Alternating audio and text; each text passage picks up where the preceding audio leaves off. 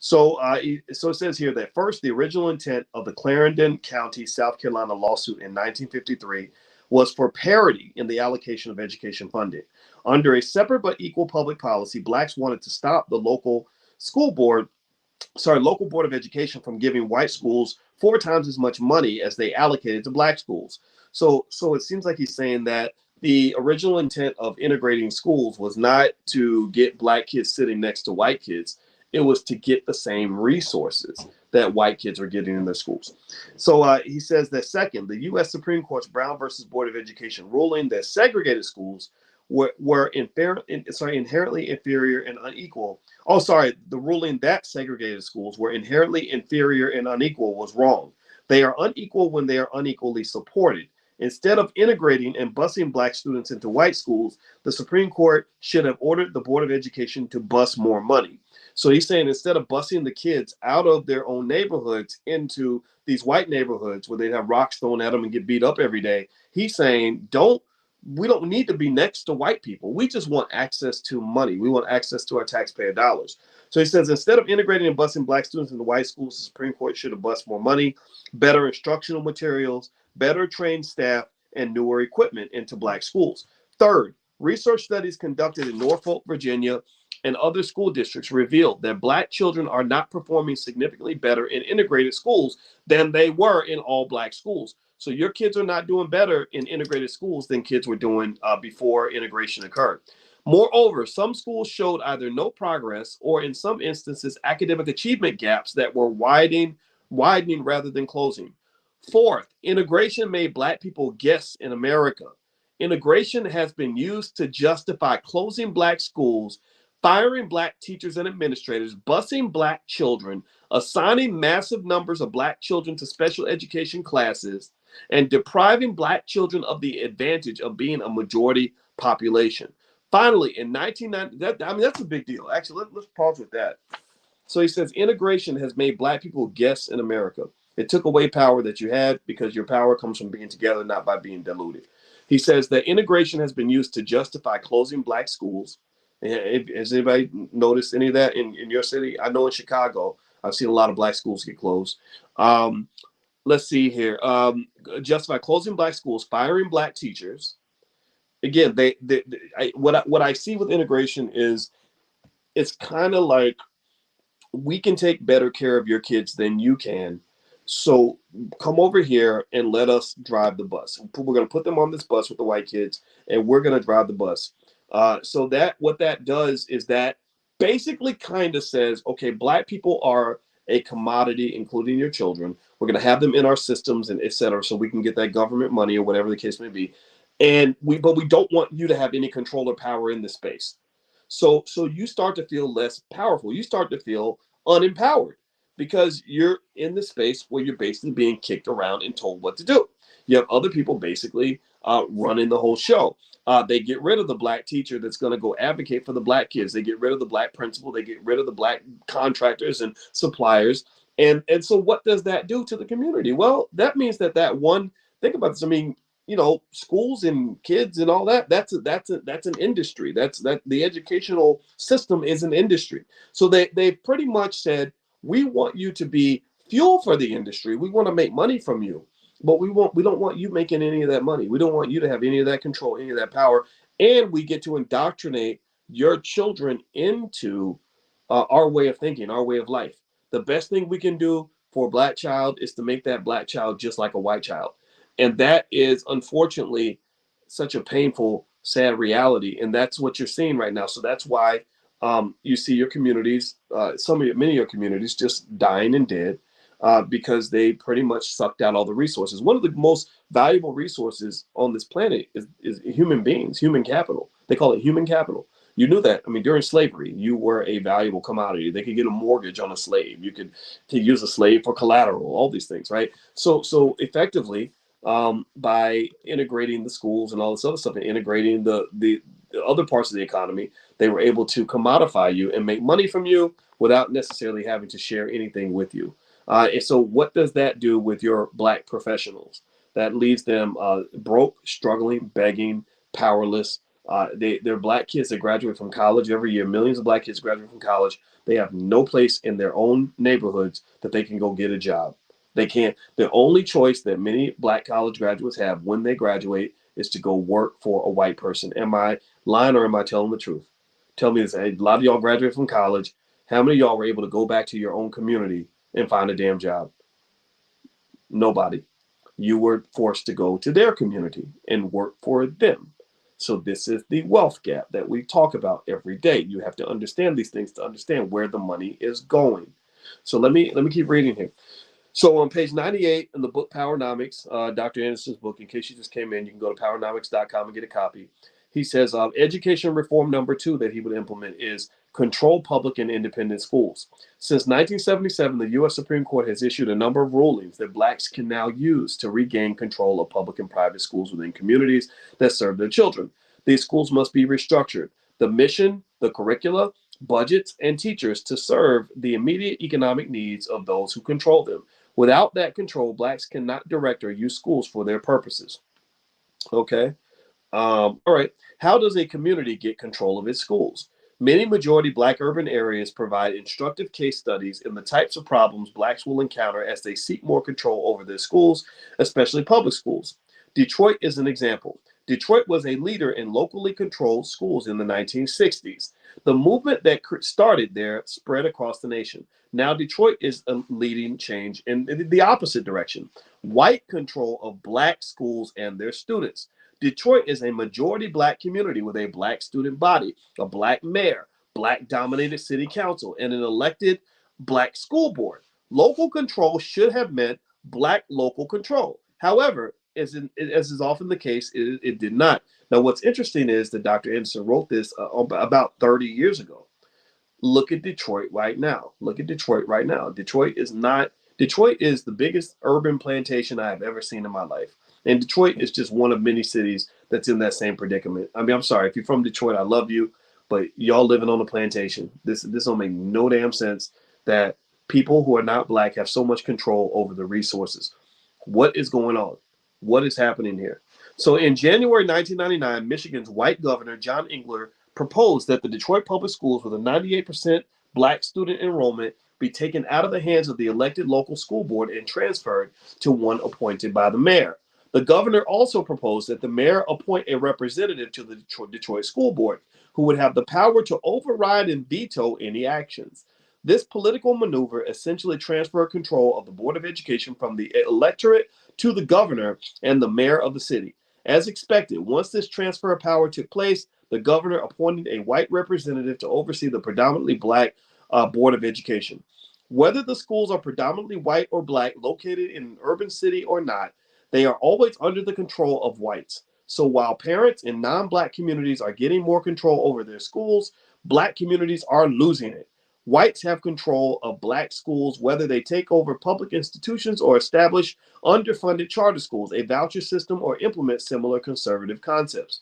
While charter schools can be developed to advance Powernomics principles, at present, most charter schools are underfunded and lack the support and ancillary services that they need to be successful. They compete with and undermine public schools. So, um, let me throw something in there with this. With Dr. Anderson, he's talking about charter schools, and he's talking about school as a place that you go to outside of your house.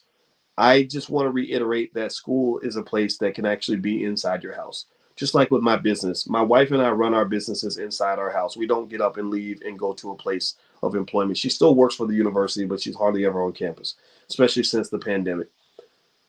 I think education can be done the same way. And here's an even deeper part of that idea. Not only do I think that we can educate our own kids, this is why I created this whole book club. I kid you not. I said, if I'm reaching 1 million black people a week and all this other stuff, we can educate our own kids. I can give millions of black kids access to a professor if they want one, if their parents value that. Okay. So you don't have to go to college to get all that. College can be right here. But the other piece of that is I think it goes deeper than that. More important than giving your child a good education is giving them the right culture that leads them to value education.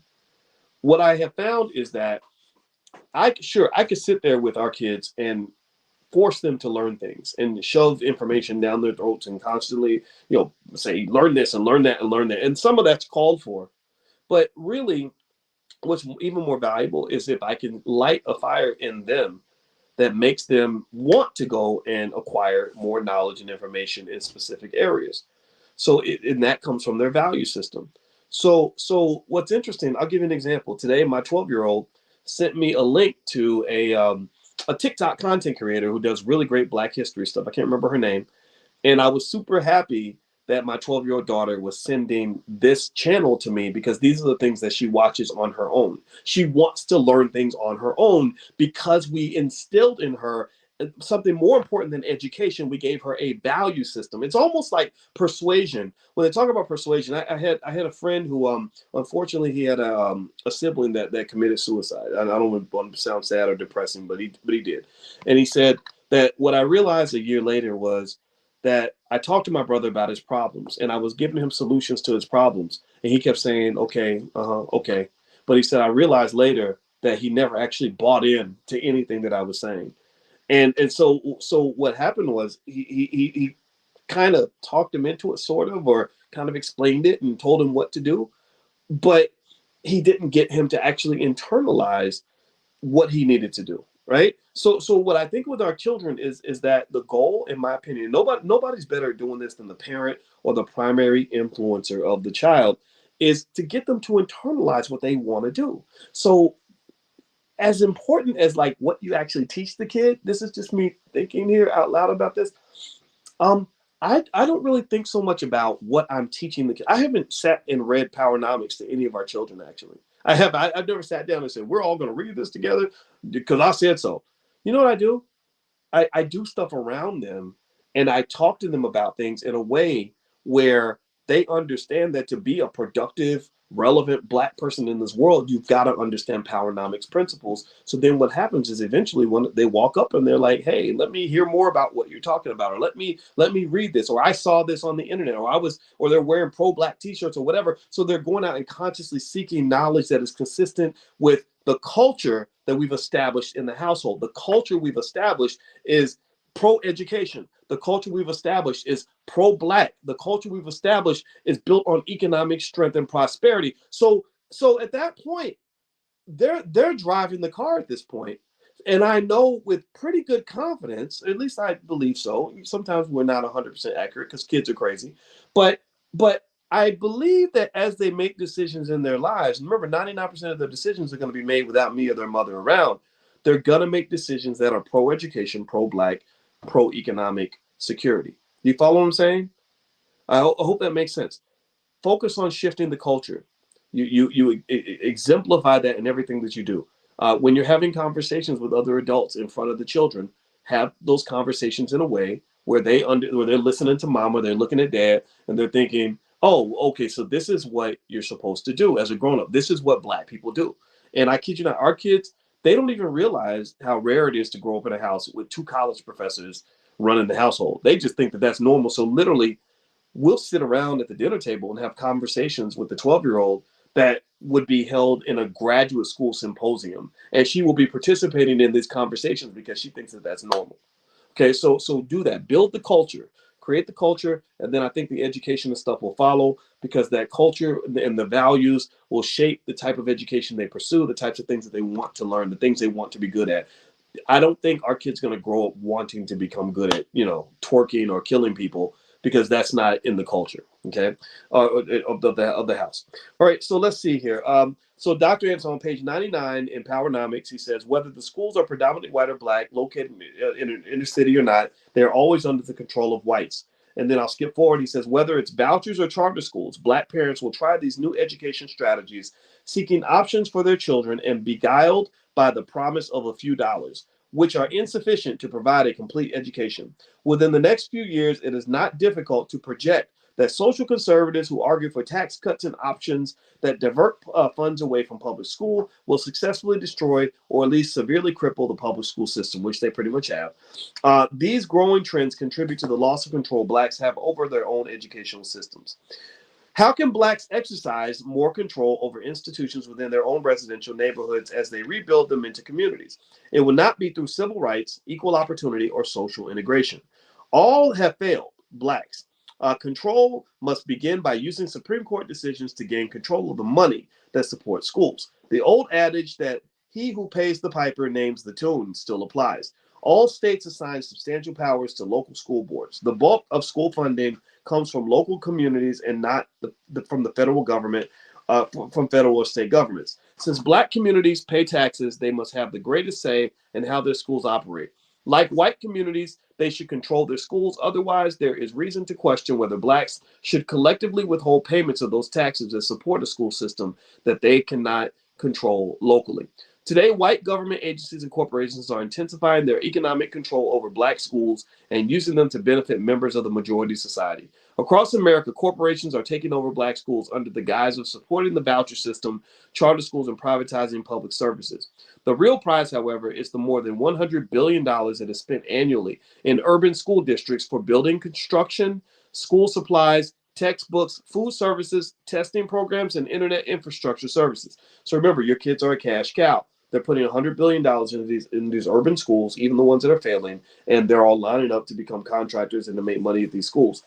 Um, let's see. They are sought after prizes not necessarily because they have the largest budgets, but rather because their money is an easy target. They do not face significant internal competition from black people, nor do they encounter cumbersome or restricted procurement standards. Corporations use many tactics to pry open the black community for their own economic benefit, and the techniques are much the same regardless of the particular area they target. A frequent technique is to hire a credible black person as the interface. The interface gets a nice salary, and the company gets a direct pipeline into the source of profit they seek, which is, in this case, the schools. Because blacks have such a weak sense of community, it is sometimes hard to deconstruct those quote unquote opportunities to find the catch. If blacks are going to control schools, they must recapture funding. It is the state's responsibility to fund schools, but control is a local decision. By following the money, blacks can take conservative programs and use them to their own advantage. They can set up special independent schools, whether they are charter schools, religious schools, or a private academy.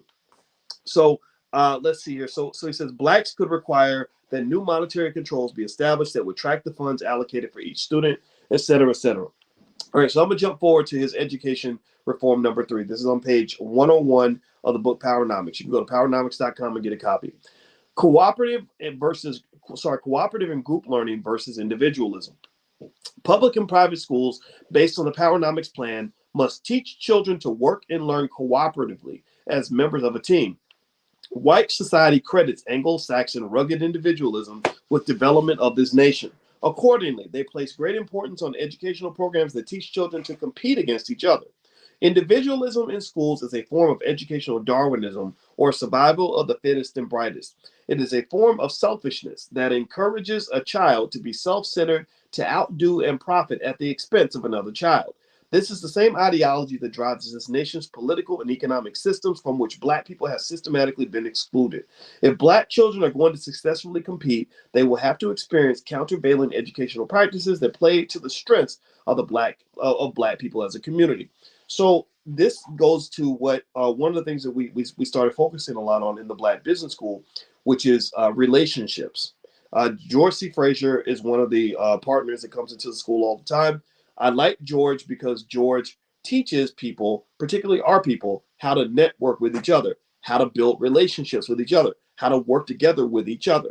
My wife, I love bringing my wife in because she is a relationship therapist. She helps us overcome the problems that become barriers to the formation of relationships, which is the fact that the majority of us are traumatized and easily triggered, which can cause the breakdown of relationships. It starts in your family when your daddy wasn't around when you were growing up, or maybe your siblings stole money from you, or you grew up in a neighborhood where people were getting killed. All these things affect your ability to form relationships, which inhibit your ability to work together.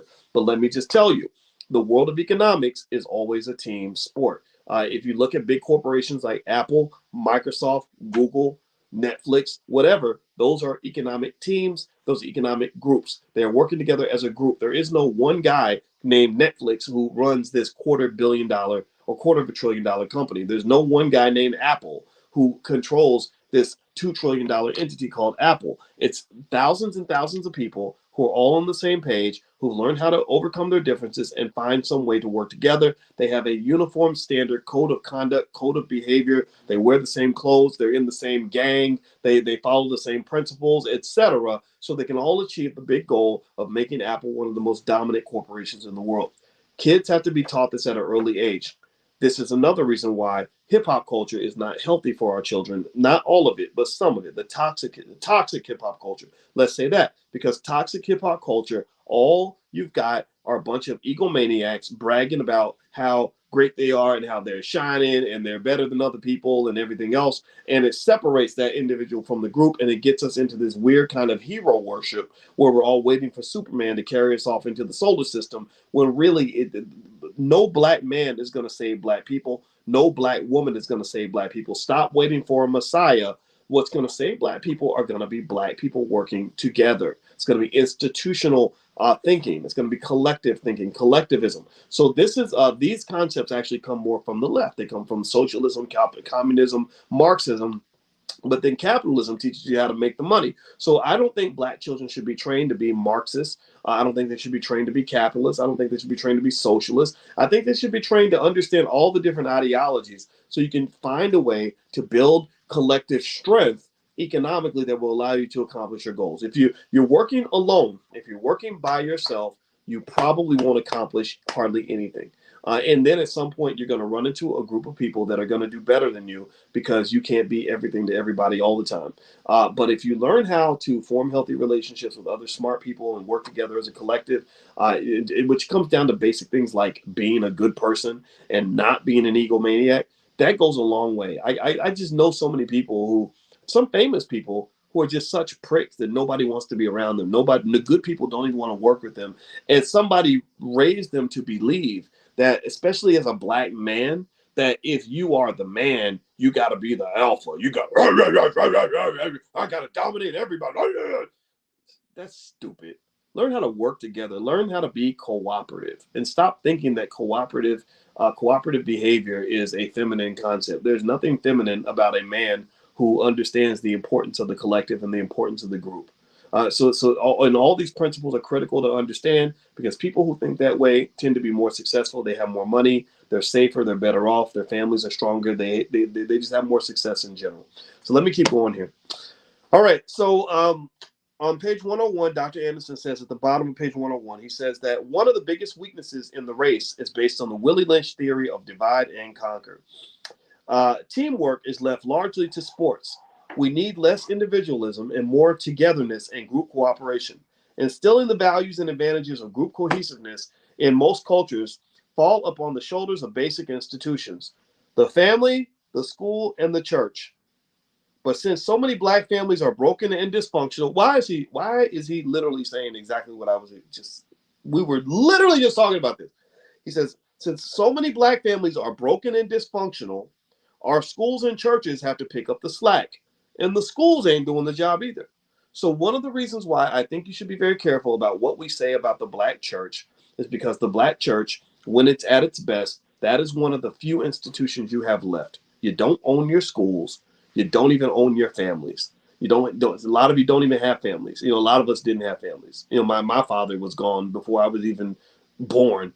So a lot of, but I had a family. I mean, we came together, and what we did that actually worked well with my father that adopted me, that was the source of our strength. That established a culture that made us better prepared for success, right? But if you think about scenarios where our families fall apart, it's just really hard, and it is very traumatic to try to succeed in that kind of environment. So he says here, let's see here, to reverse some of the inappropriate behavior patterns of our race, it is important that the black child's early school years be devoted primarily to instilling a strong communal spirit and developing its effective cooperative skills, teaching your child how to play well with others. Don't raise little pricks. The nation was founded on the affirmation of individual liberties and rights, while it was holding nearly 5 million black slaves hostage as a group. Beyond the rhetoric and myths that admonished blacks to behave as individuals, they were always treated as a group in practice. Pursuing the individualism myth left blacks bereft of group self-interest and group-based support structures. Teaching children to live as individuals is a philosophical design that works best for white children. They can afford to be individuals because they are the majority, and everything in the society is designed to support and accommodate the white majority. It is minority groups that are hurt by the concept of individualism in a society in which wealth and power follow the numbers. Understanding vulnerabilities associated with individualism has not escaped many minority subcategories of the majority society. Jews are a good example. As a religious minority, they stay together as a group. While they encourage Black Americans to seek social integration, they themselves do not seek religious integration. They understand that in a society with constitutionally approved religious pluralism, maintaining a separate religion works to their advantage. So instead of social integration, Jewish solidarity should be an instructive model for Blacks. One of the major reasons that Jews have succeeded economically and politically in America is that Jews move as a group. Jewish families and their religious institutions instill a sense of community and groupism in young Jewish children early in life. Listen, please listen to this. Years ago, a successful Jewish businessman told me that Jewish schools teach cooperative economics. The young students are reportedly taught that, quote, whatever they want to buy in life, somewhere there is a Jewish person who makes or sells it. They teach this to their kids. They teach this to their kids.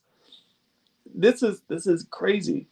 They teach this to their kids. They say, look, anything you want to buy, there's a Jewish person that sells it. Go find a Jewish person. And I remember thinking about this when before I got married, and somebody said, would you marry a white girl? I said no. And they said, why? I said, I don't hate anybody, but if I'm looking for a good woman, there's a Black woman somewhere that will fit the description. No matter what you're looking for, there's a Black woman out there somewhere for you, right? So that desire, that innate value system that leads you to look within your group to find the solution to your problem, this is something that Jews teach their children as a cultural value. Culture, culture, culture, culture, culture.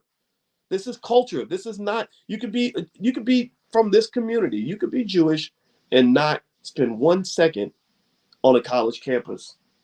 But your likelihood of success is high because you've been educated on a certain set of cultural values that will guide your behavior. You could be illiterate in Jewish, but if you know what it means to be Jewish and you spend time around Jewish people, you're going to make decisions in a certain way that will be more likely to lead to your economic success. Let's read a little more, then we'll be done for tonight. When successfully taught, this lesson of mutual support and cooperative economics guides Jewish people throughout their adult lives and keeps them united and economically strong at a fundamental level. In groups, children can educate each other and learn to get along with each other. Research indicates that learning in group activities can provide double benefits. Students in groups functioning as learning communities can master academic subjects collectively, but students in the groups also learn roles. They learn how to be leaders and followers. They learn how to share and how to care, depend on and accept each other's contributions to a team effort. Group learning guides students to identify group problems, amass their collective resources, and look within themselves for answers. The responsibility rests with educators to develop curricula that make effective use of group teaching and learning methods. Essentially, group teaching and learning can help to concentrate the direction and quality of learning, to foster new patterns of behavior, and to eradicate cross-purpose activities. Whew, I think that's good. I'm going to stop right here. That's enough for us to digest, I think, for this week. I hope that this resonated with you. I hope that we internalized some of this. I know I did. I know it reinforced certain things with me. I'm just telling you, I can just tell you as a guy who's done some stuff and got some education, made some money, whatever, all these other things, made a lot of mistakes, learned from those mistakes as much as possible. I can really tell you that every day that goes by in my life, the more I learn about the importance of being able to work with and relate to the people around you, and how those healthy interactions and relationships can allow you to do things that you just cannot do on your own, versus the other outcomes when you get so self-absorbed and caught up in what you're doing and how great you are and that you're the best and everything, and how that can cause you to kind of be stuck on an island. So I think that generally speaking, what I'm picking up from what Dr. Anderson wrote in the section that we read today is we've got to really work on whatever healing is necessary for us to be able to come together and find ways to create mutually beneficial scenarios that allow us to all succeed and win. Okay. So, speaking of that, just a reminder, don't forget the All Black National Convention is coming up October 28th through the 30th. I hope you'll consider joining us. We're going to be in Charlotte, North Carolina at the downtown Sheraton Hotel. All the information to join the convention, if you go to boycewatkins.com, it's all right there. We have spaces. If you want to get a pass, of course, you can do that. If you want to get a children's ticket, we have a children's curricula. You have to sign up for your kids early so that we can know that they're coming. We also have discounts for senior citizens, things like that. And if you want to be, if you're a vendor or you want to sponsor, you have a black-owned business, we have spaces for vendors and sponsors. Just scroll down boycewatkins.com. You'll see stuff there. Also, last but not least, the hotels, they discounted the rate significantly for us. So don't pay the regular rate. The Sheraton's not the cheapest; it's about $300, but I think we got them to drop the rate to $139. So if you'd like to join us, I hope you'll consider it. It's so you can go to boycewatkins.com. It's October 28th through the 30th. Okay, everybody. Well, it was real. It was good to see you, and happy Powernomics to everybody. And I love you, and I will see you all soon. And what age is appropriate for children? You know, at some point I'm gonna do a straight Q&A on the convention, but in our kids program, we like for the kids to be 7 and up. I think 7 is the lowest age. If they're babies, they're not prepared to take little 1-year-olds and things like that. But I think 7 and up is the age that they pick. Okay, so have a good night, everybody, and love you, and I will see you all really soon, and take care. Talk to you later. Bye-bye.